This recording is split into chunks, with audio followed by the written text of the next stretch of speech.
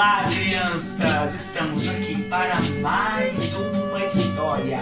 E agora nós vamos conhecer a história da criação do mundo segundo o mito Tupi-Guarani. Vamos conhecer como os índios brasileiros acreditavam e acreditam na grande criação do universo e de todo o mundo. Primeiro era o grande vazio, Yamandu, a grande existência primeira. E Yamandu recolheu-se em si, no seu interior, e se transformou na primeira coruja. Não essa coruja que nós vemos hoje, mas a coruja da noite, a grande e enorme coruja primordial. E voou por toda a vastidão e viu quão vasto era o universo. E Yamandu recolheu-se em si novamente e se transformou em Mainu, o colibri primordial, o colibri sagrado. Voou por toda essa vastidão e viu quão imenso, tão grande, era todo o universo. Recolheu-se em si novamente e se transformou em Acauã, o gavião real. Voou por todas as alturas e viu quão alto e enorme era todo o universo. Yamandu começou a cantar e do seu canto nasceram as estrelas para iluminar a vastidão do universo.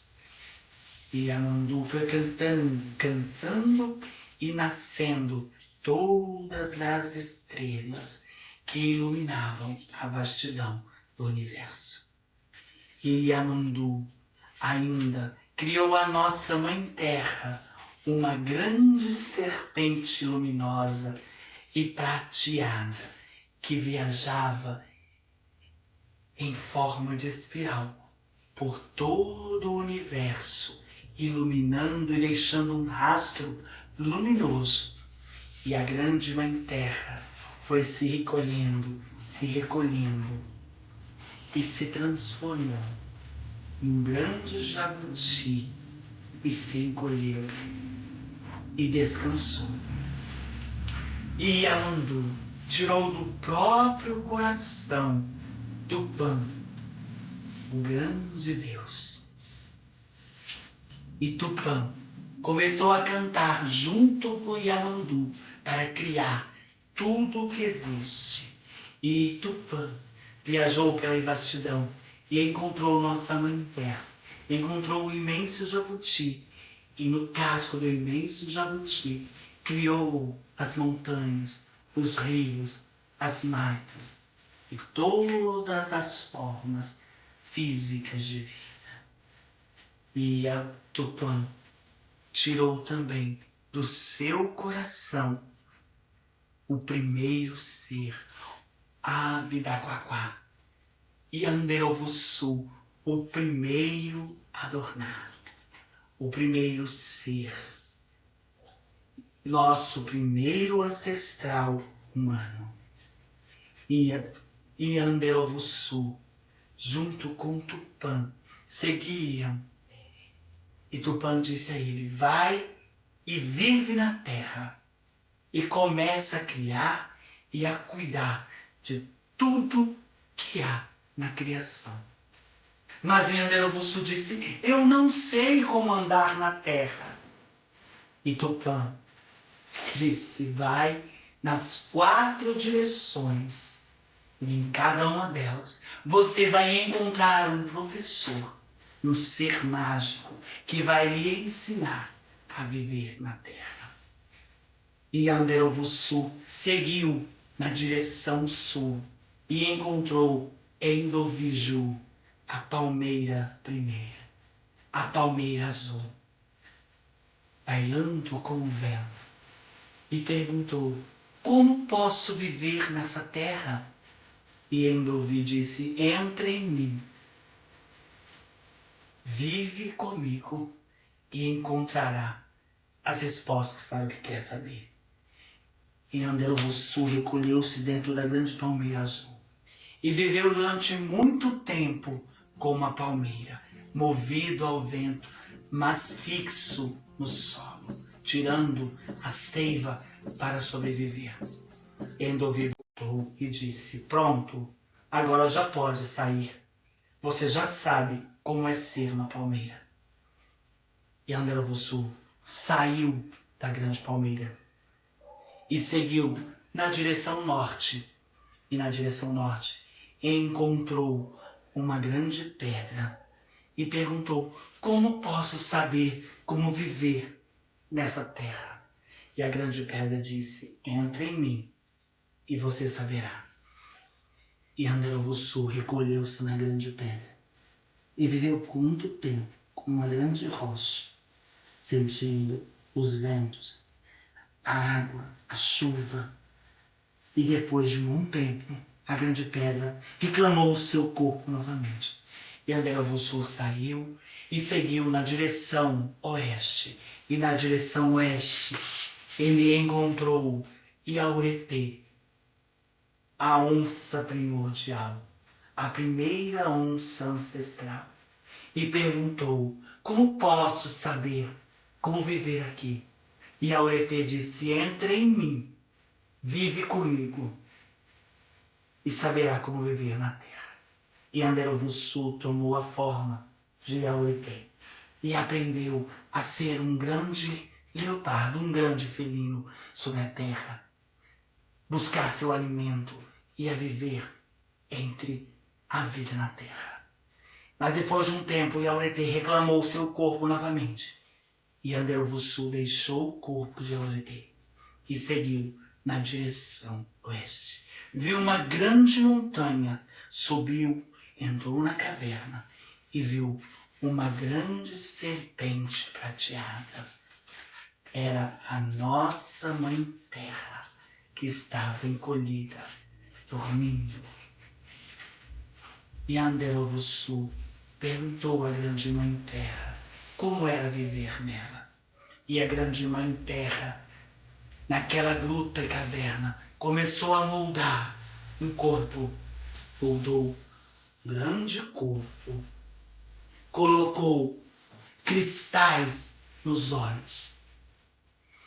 E disse: entra neste corpo e vive nele. E com ele você conseguirá viver na terra. E Anderovuçu entrou naquele corpo. E pela primeira vez, ao sair da caverna, com seus olhos ele pôde ver o nascer do sol, a beleza do mundo, como era vasto tudo o que fora criado.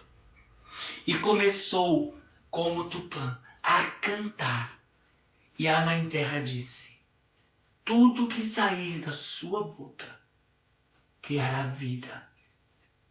Todas as formas que cantares e falares tomaram forma e vida. E assim Anderovuçu seguiu, cantando, cantando, e foi cantando. E ele disse: Pacu. E foram nascendo os peixes. Tambaqui. E nasceu mais outro peixe. E ele disse: Arara. E nasceu a arara azul. E disse: Araraí. E nasceu a arara vermelha. E foram voando no céu. Araraúna. E nasceu a arara de peito amarelo. E foram povoando o universo. E ele disse: Panambi. E nasceu a borboleta que foi voando pelos jardins. Tatu. E nasceu o tatu. Tartaruga, jabuti, e foram nascendo de jacaré. E nasceu o jacaré. Tucano, araponga. E foi nascendo todos os seres e povoando. E ele seguiu cantando, cantando, criando todos os seres. E quando viu que já tinha criado, voltou ao espírito da grande serpente, a Mãe Terra, para devolver o corpo que ela tinha lhe dado. E a Mãe Terra disse: não precisa me devolver. O corpo é seu. Esse corpo foi feito para você, Yanderuso. E ela disse: mas não é justo. Eu devolvi o corpo da Onzialetê, eu devolvi o corpo de Indovi, da grande rocha. Também devo te devolver esse corpo. E a grande Mãe Terra disse: faz o seguinte, não tem que viver. Vai, vive mais um pouco, segue vivendo, cantando. E quando você já perceber que já viveu tudo que tinha que viver, abre no meio da floresta uma grande vala e devolve o corpo que foi tirado da terra. E assim, Yanderovusu viveu. E quando viu que já estava velho e cansado, abriu no meio da clareira uma grande vala e depositou aquele corpo que a Mãe Terra tinha. E o seu espírito se transformou no grande sol. Este sol que amanhece todos os dias e nós vemos é o nosso primeiro ancestral, Yanderovusu, que olha e aquece o nosso corpo e dá luz ao nosso mundo.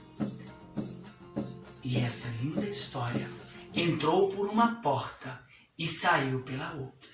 E quem souber, que conte